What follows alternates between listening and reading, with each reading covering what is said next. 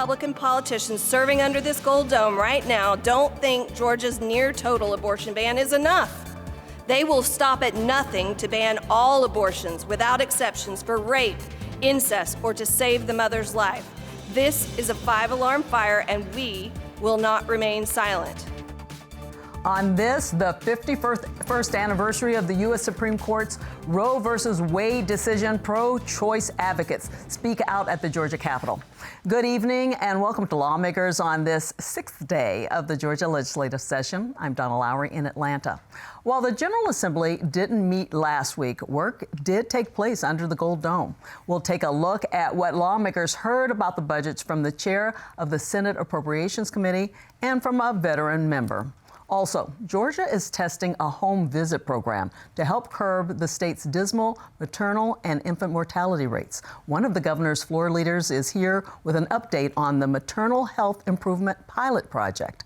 And menstrual products are taxed at 4% in Georgia. And a lawmaker will join us who has tried to get that removed for years. Will this be the year the legislature votes to end the so-called period tax? We'll talk about that. But first, let's get right down to the Capitol, where our Sarah Callis has a wrap of today's session. Today at the Capitol, a woman's right to reproductive freedom was on the agenda as lawmakers looked back at a landmark decision. The 51st anniversary of Roe vs. Wade was on the minds of senators this morning. Democrats used the occasion to call attention to Senate Resolution 136, a Democrat-penned amendment to the state's constitution that recognizes a woman's right to reproductive freedom. The more we restrict reproductive freedom, the more we tell women we don't trust them to make decisions and plans for their own families. Instead of treating women like adults, politicians here at the Gold Dome think that they should make medical decisions for us, as if we're not capable of good judgment. Polling over the past year shows most Georgians do not support our current abortion law. Georgians do not want this law. Georgians want more reproductive freedoms, less government interference, and the right to make decisions with their doctors. It is our duty to allow the people to make this decision for themselves by passing Senate Resolution 136. But Senator Ed Setzler used his own personal history in his counter. So I've been thinking about the discussion today about this, the scourge that Roe versus Wade brought into our nation in 1973. I think through that window right there. As I look through those windows, I see a public hospital that on March 18th, 1970, a 20-year-old mother college student who went to college right here in Atlanta brought me into this world. I was born to a single 20-year-old mother before abortion was broadly legal in this country. And because she had no plans to raise me with my birth father, showed grace and laid me into the hands of a 27-year-old pastor and his wife who for years and years had cried themselves to sleep at night because they couldn't have kids. We're not preaching religion here. We're teaching science, solid law, and common sense. And all three of those things inform us. We recognize the difficult circumstances women find themselves in. But as we weigh that with the basic right to life of a child, I stand with the least among us, the helpless child that needs this legislature to protect them. And I'm proud that this legislature has. And allegations about Fulton County District Attorney Fani Willis's inappropriate use of funds prompted calls for her removal from her case against former President Donald Trump. Willis is accused of having an inappropriate relationship with one of her prosecutors and wasting taxpayer dollars on lavish trips. I believe by being in the relationship with Mr. Wade and not disclosing this relationship to the grand jury, it has resulted in fraud against the court and fraud against the taxpayers of Georgia. In closing, Ms. Willis, do the right thing and dismiss all charges and save Fulton County, the state of Georgia, and you and Mr. Wade any more embarrassment because of your poor judgment. Senator David Lucas pushed back. we ought not to get started with this bull. For the senator who talked about Fannie Willis, I support her. You don't know what the circumstances are. You don't know what a woman's scorn is. The reason there's a case is because somebody did something wrong. And it's recorded. So let's don't bring that here. The Senate also passed a few bills. SB 159, a bill which would prohibit electronic communication devices beyond guard lines at correctional facilities, returned to the Senate. The bill passed last year in both the Senate and the House, but the Senate rejected the House amended version. That version took away a mandatory 10-year sentence for those convicted of bringing banned electronic devices into a correctional facility. The bill's author is now open to the change. If we want to get real serious about keeping our prisons safe, keeping our jails safe, not only for the men and women that work there, but for the men and women who are Georgia citizens who have a right to a safe environment to live in and serve out their sentence or await due process, then this is the type of legislation that will help push that forward. The bill passed with bipartisan support, 43-7. The Senate also passed HB 571, a bill that would create an advisory board on Alzheimer's and other dementia-related illnesses that will report their findings every 4 years to various state agencies. That passed unanimously, 51-0. During lunchtime break, Democrats in the House and Senate held a news conference to honor the Roe v. Wade anniversary. We will stop at nothing to restore reproductive freedom. That means using every tool in our toolbox, including enshrining fundamental protections for reproductive freedom into Georgia law, repealing harmful abortion restrictions that create barriers to care, and making it easier for all Georgians to get the care they need. They highlighted two pieces of legislation that they say will increase reproductive freedom in Georgia. The first is House Bill 75, filed last year, which expands abortion access. A Senate version of the bill was filed as well. And the second is SR 136, which was also brought up on the Senate floor. We seek to uphold that legacy of respect and dignity in health care by allowing women and their families to decide what is best for themselves. Neither piece of legislation has received a committee hearing and is unlikely to pass. Tomorrow, legislators recognize the 49th anniversary of the Japanese Consulate General in Atlanta. I'll be on the lookout for any Japanese-themed events. That's my Capitol Report. Now, Donna, back to you. Thanks to Sarah Callis for that Capitol Report. Now to a couple of health care issues involving women. A push once again this session to eliminate the tax on menstrual products and a pilot program to take maternal health care into rural communities. Joining me are Democratic Representative Debbie Buckner of Junction City and Republican Representative Sue Hong of Lawrenceville, one of the governor's floor leaders in the House. Welcome to both of you. Glad to have you here. I'm going to talk about each one of your issues separately. So Representative Buckner, 7 years you've been pushing to eliminate what is called the period tax. And it is now has a name, and I want you to explain this, referred to nationally as the menstrual discharge collection devices. That's what they're called. Or MDCDs. Yeah, okay. MDCDs. Yeah. So I want you to explain that and then talk about why there's been pushback over these past 7 years. Okay. There is a national group known as the Streamlined Sales Tax Governing Board that meets, and they come up with policies and ideas for all of our states to have a more uniform approach to taxation. So this fall they met and came up with a definition for menstrual collection devices, and that definition is being put in place across the nation as states either have already eliminated the sales tax or are thinking about eliminating the sales tax. So we had representatives from Georgia there that voted in favor of the definition and voted in favor of that very long name, menstrual discharge collection devices, or MDCD. And we have a bill that will be introduced that says and does the same thing as the bill that we've introduced every year for the last 7 years, saying that we want to remove the sales tax off of those products. So what has been the pushback? Honestly, I don't know for sure, but what I can say is that there are people that felt like that we needed to address period poverty first. And so we have done that. And Georgia has actually led the way in a lot of the activity that is being done across the country. We were concerned that there were girls in our schools that were missing too much school because they did not have the supplies that they needed. So there is money in the budget for our schools to have supplies provided, and they are in the nurse's office or the counselor's offices. And we are actually now looking at where we can be sure that those are in places for easy access for the students to get what they need.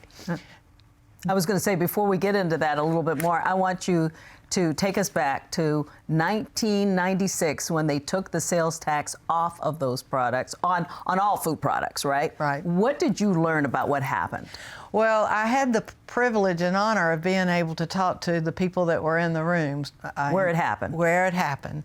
And basically, they were all men. And when I asked them point blank, why were period products left on the tax list instead of put on the list of no tax, they said it just did not cross their mind. So it was not a deliberate, mean-spirited activity. It was an oversight. And we have tried very hard and will continue to right that inequity. We have done a lot of things in the budget to try to give taxpayers money back to taxpayers. This is something we can do for 51% of the population. And it's about $6 million. It's $6 million. Now, we met last week for appropriations, and I'm on the appropriations committee, and the first presentation was that we have $5.6 billion with a B supplemental dollars to appropriate in the supplemental budget. That's for 6 months from now to the end of the fiscal year. So if we've got that much money in hand, a $5 million or a less than 1% of the budget would go to paying for this tax exemption. Okay. Less than 1%. I want to get to a couple of definitions that you sent me before we wrap up. Menstrual equity, you sent this, is the affordability, the accessibility, and the safety of menstrual products, including laws and policies that acknowledge and consider menstruation. And period poverty is the limited or inadequate access to menstrual products or menstrual health education as a result of financial constraints or negative socio-cultural stigmas associated with menstruation. And you talked about this. This has been part of the problem, that you're concerned that people don't have access, and part of the problem is the tax. Well, that's true. And these two things keep getting mixed up in the minds of a lot of people. But the equity piece is directly related to the tax exemption. We talk about having fair and equitable tax laws in Georgia. It's not equitable for us to charge a tax on something that women do not have a choice. They have to use these products. There is not a male equivalent. There's nothing that men have to buy every month that is being taxed. Women make up 2/3 of the minimum wage jobs in our state. So they make less money than men, and yet they have to pay this tax on this product that we have to have every single month. Okay. So it's unfair, and when we think about giving back all the tax money that we're talking about, giving back for all the different things and taking care of the taxpayer, this is a way to take care of a large number of taxpayers in a way that's very meaningful for them on a very regular basis. Well, we're going to keep track on that and maybe have you back on as this bill goes along. Thank you. We're going to change topics a little bit. We've heard a lot of emphasis, especially this year in the House, about how Georgia is ranked one of the worst states in the nation when it comes to maternal mortality. Representative Hong, last session, the legislature passed Senate Bill 106, and the governor signed it. It's a pilot program for something called the Maternal Health Improvement Pilot Project. What is that? That's correct. Governor Kemp has focused on maternal health in Georgia, and as you mentioned, SB 106, it's a 3-year pilot program. And what it does is it will provide in-home visits for at-risk and underserved rural communities during pregnancy and early childhood. The program launched in October of last year and in 16 counties, and 118 women have enrolled so far in the program. 5 more counties, the program launched in 5 more counties in December, and outreach is still going. And Governor Kemp has increased the budget to $1 million for this program, so the total program budget is almost $2.7 million at this point. What this program will do is essentially improve birth outcomes, reduce preterm deliveries, and it will decrease infant and maternal mortality rates. It is going to focus on not just the physical, so obviously looking at warning signs, but also mental health as well for women during and after pregnancy. Yeah, so let's talk about how it works. Is it a mobile like a bus or something like that? Is it individuals going into the homes? What's taking place? Correct. It's an in-home visit, okay. And so therefore there are individuals. So women who are enrolled in the program, they're going to be visited at their home, and again, it will be checking for any type of physical warning signs or any type of mental health help that they may need. So it is very directed, and this will help women who really need it and who are most vulnerable to be able to make sure that they are healthy throughout their pregnancy and also after. Yeah, so it's checking on the babies. Correct. It's checking on the moms, and it's checking on postpartum depression, different things like that. That's you correct. said 16 counties, $1 million more listed in the budget. That's Is correct. that going to expand it into more counties? So the program is we're trying to expand it in other counties. So it's 16 counties it launched in. We have 5 more counties that was launched in December, and there's continual outreach in other counties. So we're seeing which counties really need it the most. And so far, as I mentioned, 118 women have enrolled in those 16 counties. So we will see as it goes along, 3-year pilot at this point. That's correct. Right. And you know, just as legislators, we have focused on maternal health. There have been several bills, one that I carried for the governor last session, which I came on here on the show to talk about, which was House Bill 129, and that extended TANF benefits to pregnant women as well. And I've gotten a lot of positive feedback from that. And so we're continuing to look at different programs that will help with maternal health in Georgia. Okay. Well, thank you for coming on, talking about that. We're going to keep up with both of these measures and keep people informed on it. I appreciate you both coming on the show. Now we will take a closer look at the state budget in our next segment, my interview with Senate Appropriations Chairman Blake Tillery. That's ahead. Lawmakers is made possible by Georgia Farm Bureau. With over 80 years of helping everyone understand the importance of agriculture in our state. After all, ag is Georgia's #1 industry. Food and fiber production represents over $74 billion in output of Georgia's strong economy. The Georgia Farm Bureau legislative team works to represent producers across Georgia at the state capitol during the session and year-round. Georgia Farm Bureau, the voice of Georgia farmers. People put their faith in PBS because they know that it is constantly delivering quality. It covers the whole of the United States. It's a free and independent media. We go where the viewers are. What are the conversations that are happening right now? We feel that civil discourse is a civic responsibility. What we do is authentic reporting that people can trust. We give time so you can hear voices on all sides of an issue. This is the place that people turn to for stories that matter. And they know that when they walk away, they will have learned something about the world around them. That's why this makes PBS important for daily life and, in the end, our world.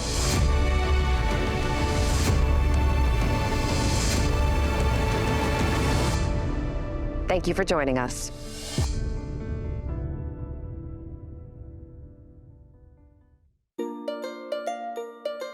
Community.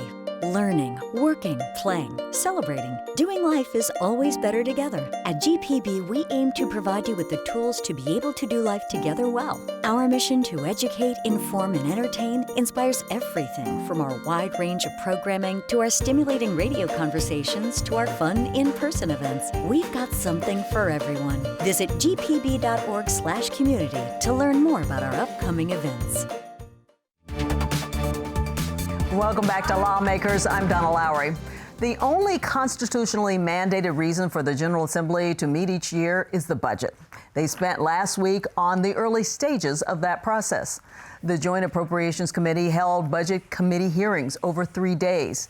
Nearly 40 state agency heads representing education to agriculture, corrections, transportation, and more presented their requests for the amended 2024 fiscal budget and the FY25 budget. That begins on July 1st. Today, I asked Senate Appropriations Chairman Blake Tillery for his takeaways on the hearings. First of all, if you're looking for takeaways, you start with the governor's numbers of $37.5 billion in the amended, $36 in the general budget. Obviously investing in things that will save the state money over time, whether that be people. Turnover is a big issue. It costs us a lot of money. And then about $250 million investing in pension systems and other insurance systems to pay off things that we owe now early. The fact that we don't have a bond package this year, that's a big savings for generations to come. So a lot of investment today to save money tomorrow. So wise moves by the governor there. I did hear a lot from different agencies in need of staffing. Yes, as you've seen inflation, record high inflation, that some folks say is 6%, 7%, 8%. Chick-fil-A raised their prices 20%. I tend to take the Chick-fil-A notion as to inflation. So the raises we have been able to give out because of strong tax returns over the past few years really were eaten up by just unequivocal and decade-high inflation. So really, probably century-high inflation. So we have to probably double back down and take a look at that again. Turnover being a issue that we have to resolve. If you're going to provide the services, you have to have the people there to do it. Yeah, I heard requests for more positions too. More positions. We probably won't do that in the amended. We very rarely do. But we do want to look at programs every year and make sure that, remembering that it's not our money that we're spending, it's Georgia citizens' taxpayer dollars. So we want to make sure they're getting the return on that investment. Yeah, we heard from the economists, possibly a mild recession. That's what they've said. Now after 5 years of doing this, I think I've heard every single prognostication, and sometimes they're right, sometimes they're wrong. But what I think everyone does agree on is no matter what happens, whether it's a mild recession or somewhat more severe recession, that Georgia's going to perform better than most. Yeah. Overall, what do you want the public to know about how the budget process is going at this point? Well, I think over the past few years we've had a lot of tension. It's definitely moving a little bit smoother this year, but there's plenty of time for that to change, obviously. We'll wait and see what the House's proposals are. The other thing I would say is that we're trying to be extremely strong stewards of the taxpayer dollars. It's definitely a lot easier to pass a budget in lean times than it is good times. A lot of folks are asking right now, and there'll probably be a lot of people who are disappointed. The good times seem to bring out a whole lot more ask than the bad times. I got to ask about the budget surplus because that's what a lot of people ask about. What do you want people to know? Well, between about $16 to $17 billion in surplus, but I want folks to remember that if you've got a $36 billion budget, that's only 6 months reserves. And I think most businesses would tell you that they want to have at least 6 months returns on hand. So that's where we are right now. So while that is a really large number, when you've got a really large budget, percentage-wise, it's just not as large as folks may think it is. So we're comfortable right now as a state? I think we're extremely comfortable. We've had extremely strong fiscal conservative leadership. The governor's been very wise with the investments that he's made. The legislature's backed him on those investments. We're in a position that's envied by many, but that can erode overnight as we've seen the world change in just the past few years. Anything giving you a heartburn at this point? There's a lot of things that give me heartburn at this point. I think in some ways the position that we're in with strong returns, as you've mentioned, have maybe made folks feel a little bit more comfortable with larger asks and not realize that, again, we're not spending our money, we're spending someone else's. And we have to be cognizant of that. I want to thank Appropriations Chair Tillery for offering his overview. And joining me is someone who has attended lots of budget hearings over the years, Democratic Senator Nan Orrock of Atlanta, who has served in the General Assembly since 1986. First in the House, then in the Senate. She is on the Senate Appropriations Committee, and you told me you think it's been about 15 years? A dozen or so. Give or take, give or take. So talk about, you heard what Chairman Tillery had to say. What are your takeaways when it comes to the budget? Well, there are a lot of needs that we face that still need to be met. And I think that the surplus has meant that we've had a tight belt and had a revenue estimate that really undershoots what we're going to take in. And they say again this next budget year that we'll have another $3 billion in surplus unless we begin working on spending to meet the needs of Georgians in a fuller way. Yeah, let's talk about that revenue estimate. So talk to me over here about how you feel that estimate still is a problem at this point. Is it under, over, too conservative? When you have $16 billion, and we also have a rainy day fund that is filled to the top. We have a lottery that is massively funded. We need to turn our attention to needs that have been underfunded for some time.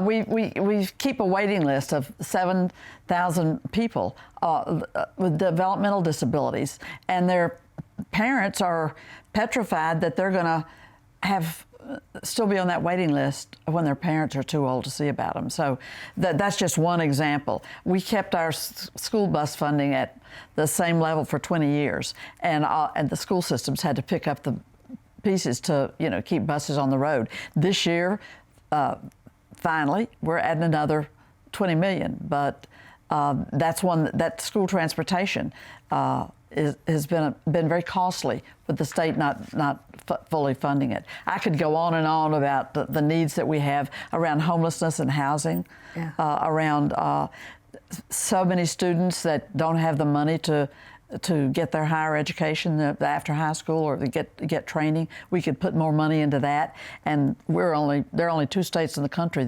and we're one of them that don't fund needy students' higher education needs. So you think more should be done with that surplus? Oh, absolutely, absolutely. It's about 16 billion. I mean, our Department of Corrections, reported to us, I believe that their workforce is only 2/3 of what it needs to be, and a lot of folks are concerned about the activities that are going on in our state prisons with deaths and murders and people dying, and it's a tough place to work, and it's a tough place to be a prisoner.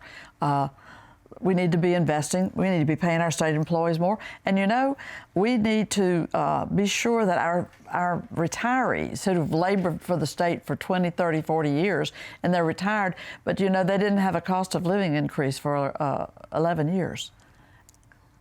So we have significant needs. And I could go on and on, Donna, about our situation with housing and homelessness. But a better budget than we've seen in years in terms of the money that's come in. So at least some things are being taken care of. We may have to have you come back to talk a little bit more about it. So well, the budget, like you said, is the biggest thing that we're responsible for. Okay, well, we'll talk about that. We'll talk more about that another time. There's more conversation to be had. Thank you so much. Thank you for coming. That does it for Lawmakers Today. We'll be back tomorrow for Legislative Day 7. Have a good night.